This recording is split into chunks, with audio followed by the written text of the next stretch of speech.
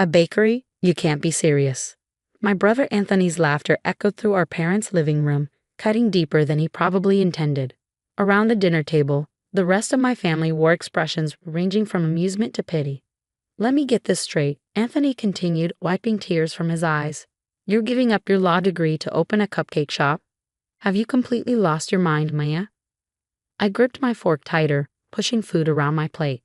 After 6 years of law school and a promising position at a top firm, I finally gathered the courage to tell my family about my dream.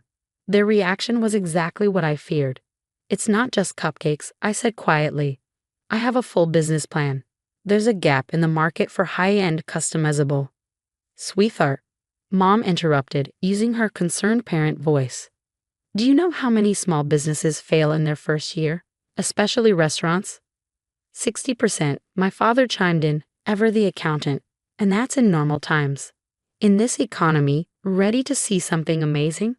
Jack grinned, leading me to a test batch of our signature item, the custom crumb cupcake. These weren't just any cupcakes. Using our patented base and a modular approach to flavors and textures, customers could customize every aspect of their dessert through our app. The orders would be partially pre-prepped, then finished fresh in-store within minutes. Perfect crumb structure, Jack said, cutting one open. And the shelf life tests are even better than we hoped. These will revolutionize the industry. I took a bite, closing my eyes at the familiar perfect texture. We'd done it. After countless failed experiments and late nights, we created something truly unique. The first location opens in 6 weeks, I said. Anthony smirked. Hey, maybe she can bake cookies for my firm's corporate events. You know, once the novelty shop inevitably fails. I looked around the table at my successful family. Anthony, the hotshot corporate lawyer. Mom, the hospital administrator. Dad, the senior partner at his accounting firm. Even my younger sister Sophia was finishing her MBA at Wharton. None of them knew that I'd spent the last 3 years secretly developing recipes, studying business models, and saving every penny I could. They had no idea that while billing hours at the law firm, I'd been testing my creations at local farmers markets under a different name, building a loyal following.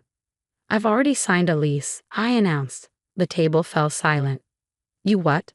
Dad's fork clattered against his plate. A small space downtown. The previous tenant was a cafe, so most of the kitchen infrastructure is already in place. Tell me you didn't use your law school fund, Mom pleaded. No, I said. I used my own savings, and I got a small business loan. A loan? Anthony laughed again. Oh, this gets better and better. How much did you put yourself in debt for this little hobby? $150,000. The chaos that erupted was exactly what I'd expected. Dad started lecturing about fiscal responsibility. Mom began crying about throwing away my future. Sophia just shook her head, probably already calculating how long until I came begging for help. I'm opening in 6 weeks, I said firmly, standing up. You can either support me or not, but I'm doing this. I left them sitting there, their protests following me out the door. In my car, I finally let out the breath I'd been holding.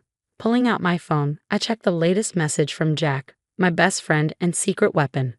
Production test successful. New recipe scaling perfectly. When can you come see? I smiled, thinking of what my family didn't know. While they assumed I was just another burnout with a half-baked dream, Jack and I had spent months perfecting something revolutionary. Jack was a chemical engineer who'd left his job at a major food corporation over ethical disagreements. We'd met at a farmer's market where I was selling my early experiments, and he'd been fascinated by my unique approach to baking. Together, we developed a proprietary recipe base that solved the biggest problem in baked goods manufacturing: maintaining artisanal quality at scale. Our products could be partially pre-made, flash frozen, and finished fresh at individual locations, maintaining the taste and texture of just baked goods while allowing for efficient mass production. But that was just the beginning. The next morning, I met Jack at our small production facility, currently disguised as a storage unit on the outskirts of town. Inside, the space was immaculate, filled with professional-grade equipment we'd slowly acquired over the past year. Think we're ready? Jack's answer was interrupted by my phone buzzing. Another text from Anthony. Hey sis, I showed some colleagues your business plan. We had a good laugh. But seriously, it's not too late to come back to the firm. Your position is still open. I ignored it, focusing instead on the tablet displaying our production schedules, marketing plans, and the preliminary designs for our ordering app. We thought of everything, planned for every contingency. The next month and a half passed in a blur of preparations. My family's attempts to talk sense into me grew more frequent and desperate as opening day approached. Mom started sending me job listings. Dad offered to help me understand the numbers. Anthony alternated between mockery and condescension. I stopped attending family dinners. Finally, opening day arrived. I stood in front of my shop, Sweet Revolution, watching the morning sun reflect off the sleek, modern signage. Through the windows, I could see the minimalist interior we designed. Clean lines, digital ordering kiosks, and a transparent prep area where customers could watch their custom creations being finished. Ready? Jack appeared beside me, tablet in hand. Our app had gone live at midnight, and we'd been monitoring the numbers. How many pre-orders? He grinned. 212. Mostly from your farmers market regulars. Word spread fast once they realized you were behind this. I took a deep breath and unlocked the door. We'd hired and trained 3 staff members, all with specific experience in either baking or tech. The morning went smoothly, each custom order assembled and finished with precision. By noon, there was a line around the block. It turned out that people loved the idea of designing their own perfect dessert. The app made it easy, letting customers adjust everything from sweetness levels to texture preferences. Each order was assembled using our pre-prepped components, then finished fresh using our patented process. The local food blog showed up around 2 o'clock. By 3, their review was live. Sweet Revolution isn't just another bakery, it's the future of custom desserts. The ability to design your perfect treat, combined with genuinely exceptional quality, creates something entirely new in the industry. At 4, a reporter from the city paper arrived. At 5, a representative from a major shopping mall developer came in, asking about expansion opportunities. By closing time, we'd served over 500 customers and booked 3 wedding orders. The app showed another 100 pre-orders for tomorrow. I was wiping down counters when the bell above the door chimed. Looking up, I saw my entire family standing there, looking somewhat shell-shocked. We drove by earlier, Mom said carefully. Saw the line. Thought maybe you were giving something away for free. Nope, I replied, continuing to clean. Those were paying customers. Anthony wandered over to one of the ordering kiosks, tapping the screen. This is actually pretty sophisticated. Did you have this custom made? I designed it, I said.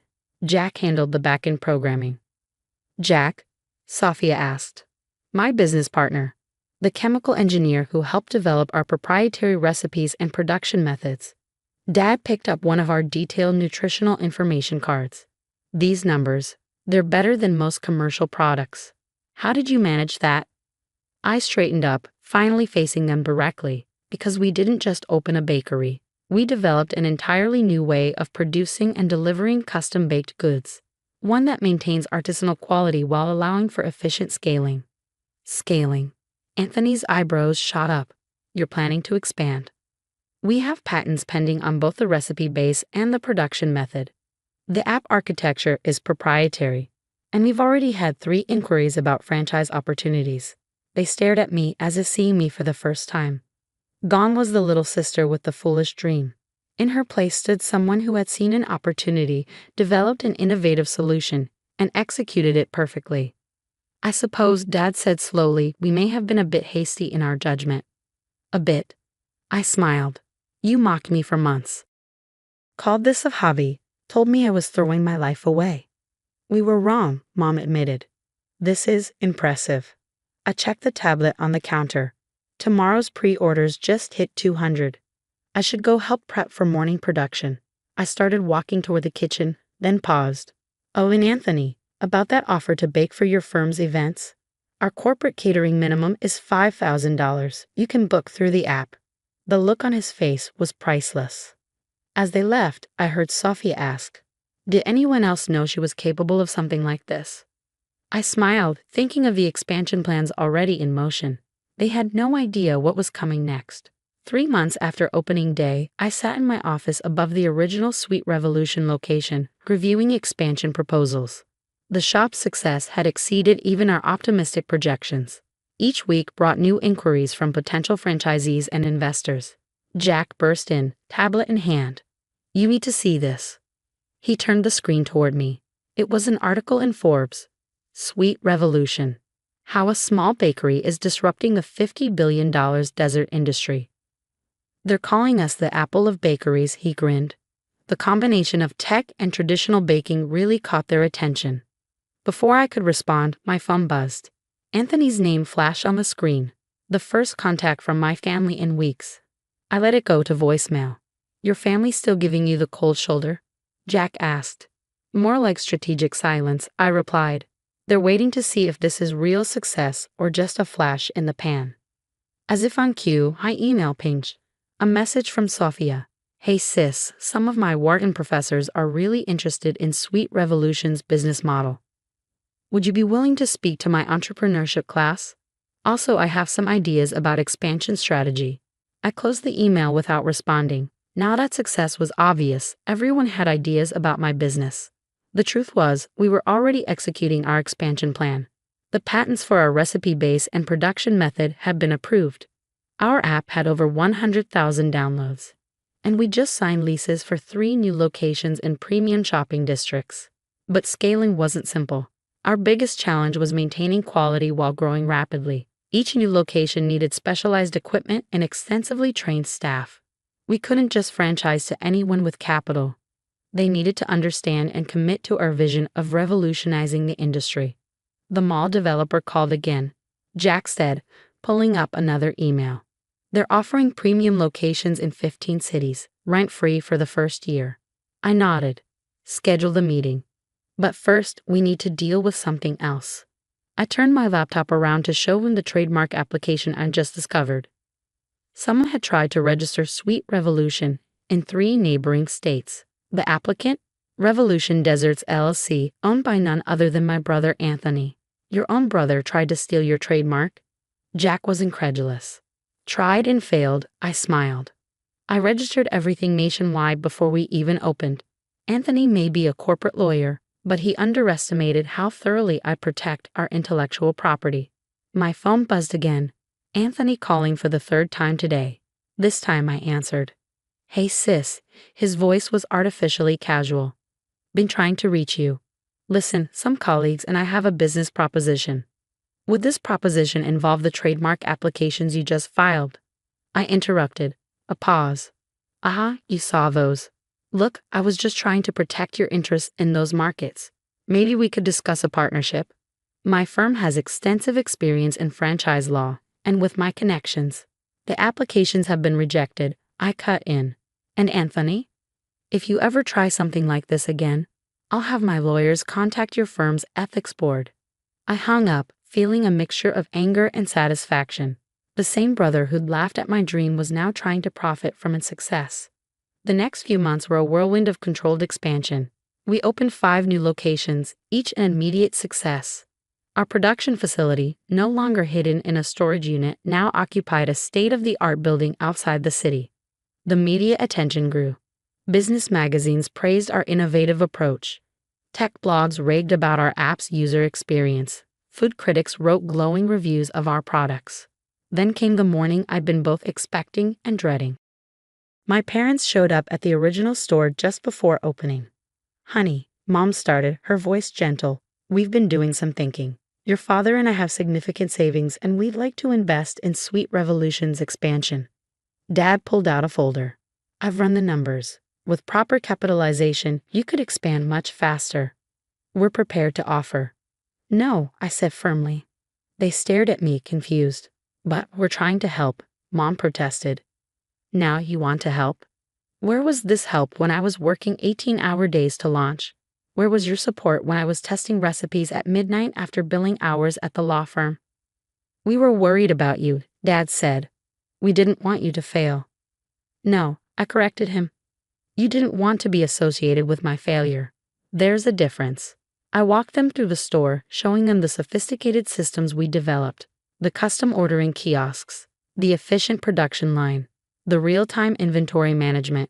Sweet Revolution isn't just successful, I explained. We're revolutionizing an industry. Last month's revenue across all locations was $8.2 million.